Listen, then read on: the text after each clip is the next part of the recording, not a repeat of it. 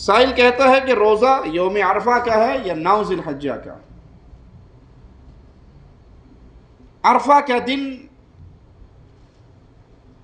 اور خاص طور پہ یہ 10 دن جن میں ہم سانس لے رہے ہیں، یہ سال بھر کے دنوں میں سب سے افضل دن ہے. سال بھر کے دنوں میں سب سے افضل دن ہے. رسول اللہ صلی اللہ علیہ وسلم فرماتے ہیں ان دنوں میں کیا جانے والا نیک کام اللہ کو اتنا زیادہ پسند ہے کہ ذی الحجہ کے ان ابتدائی 10 دنوں سے علاوہ کسی اور دن میں کوئی نیکی کی جائے وہ اس مقام پہ نہیں پہنچ سکتی جو اس دن کی یا ان ایام کی نیکی پہنچتی ہے. سائل کہتا ہے یا رسول اللہ صلی اللہ علیہ وسلم، کیا باقی دنوں میں کیا جانے والا جہاد ان 10 دنوں میں کی جانے والی نیکیوں کے برابر نہیں ہو سکتا؟ آپ نے کہا جہاد بھی برابر نہیں ہو سکتا، جہاد بھی برابر نہیں ہو سکتا سوائے اس مجاہد کے جو اپنی جان اور اپنا مال لے کے نکلتا ہے اور دونوں چیزیں ہی اللہ کے راہ میں قبول ہو جاتی ہیں. نہ اس کا مال بچتا ہے نہ اس کی جان بچتی ہے. اس کے علاوہ یہ دن بڑے عظیم دن ہیں، بڑے مبارک دن ہیں. ان دنوں میں کثرت سے نیکیاں کریں، کثرت سے ثواب کمائیں. کتنے لوگ ہیں جو حج کی تیاری کیے ہوئے تھے، کوئی ٹیکنیکل پرابلم ان کا آ گیا اور وہ حج پہ نہیں جا سکتے، دل ان کا دکھا ہوا ہے، تسریح نہیں بنی، کوئی حملہ نہیں ملا، کوئی مناسب جیب کے مطابق بندوبست نہیں ہوا. ارے بھائی فجر کی نماز پڑھو مسجد میں جماعت کے ساتھ، وہیں پہ بیٹھ جاؤ اور ذکر کرتے رہو، اذکار کرتے رہو یہاں تک کہ اشراق کا وقت ہو جائے. 2 رکعت نماز پڑھ کے اٹھ آؤ. پیارے نبی صلی اللہ علیہ وسلم فرماتے ہیں اللہ پورے حج کا ثواب عطا فرماتا ہے. یہ عام دنوں کی نیکی ہے، اور جب یہ نیکی ان دنوں میں کی جائے گی تو اس کا ثواب کتنا ہوگا؟ ان دنوں میں صدقہ کیجئے، خیرات کیجئے، اللہ کے راستے میں بانٹیے، کثرت سے اپنی زبان کو اللہ کے ذکر میں استعمال کیجئے. جو بندہ اللہ کے ذکر کو اپنی زبان پر جاری کر لیتا ہے، پیارے نبی صلی اللہ علیہ وسلم کا فرمان سناؤں؟ آپ نے فرمایا صحابہ سے کیا تمہیں ایک ایسا عمل نہ بتاؤں جو گردنیں کاٹنے کٹوانے سے بھی زیادہ افضل ہو؟ او کما قال علیہ الصلوۃ والسلام، یعنی قتال جہاد فی سبیل اللہ گردنیں مارنے کٹوانے سے بھی افضل ہو. صحابہ نے کہا جی ضرور بتائیے.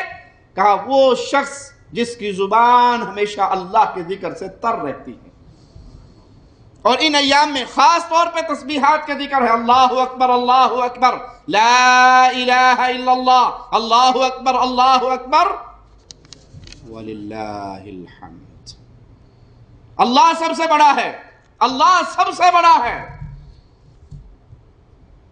یہ الفاظ آپ ڈرائیونگ کر رہے ہیں، آپ کام کر رہے ہیں، آپ کچھ مصروف ہیں، آپ کا ہاتھ مصروف ہے نا، آنکھیں مصروف ہیں، کان مصروف ہے، زبان تو فارغ ہے.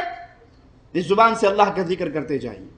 صحابہ کرام خاص طور پہ ان ایام میں باہر نکلا کرتے تھے بازاروں میں تاکہ اس سنت کو زندہ رکھے اور بلند آواز سے تکبیرات کہیں. سننے والا ان کی تکبیرات کو سن کے تکبیرات کہے. نمازیں ختم ہو اس کے بعد یہ تکبیرات کہیں، بازار میں ہو تو یہ تکبیرات کہیں، گھر میں ہو بیوی بچوں کے ساتھ تو یہ الفاظ دہرائیں. اب آپ بازار میں چلتے ہوئے تکبیر پڑھے، ہر بندہ آپ کو گھورے گا. کیوں؟ سنت مردہ ہو چکی ہے. اگر ہم اس سنت کو زندہ رکھیں تو سب کو پتا بھی یہ سنت رسول ہے صلی اللہ علیہ وسلم. تو ان ایام کے اندر ایک بڑا عظیم عمل یوم عرفہ کا روزہ ہے. جس دن حاجی میدان عرفہ میں پہنچ جائیں، وہ عرفہ جس دن کا قیام ہی حج کہلاتا ہے، عرفہ کا دن ہی حج ہے. میرا مولا اور میرا مالک جھانکتا ہے اہل عرفہ پہ، پوچھتا ہے ملائکہ سے، اور وہ سب سے زیادہ جاننے والا ہے. یہ دور دور سے سفر کر کے آنے والے کیوں آئے ہیں؟ مولا تو سے تیری رحمت کا سوال کرنے آئے.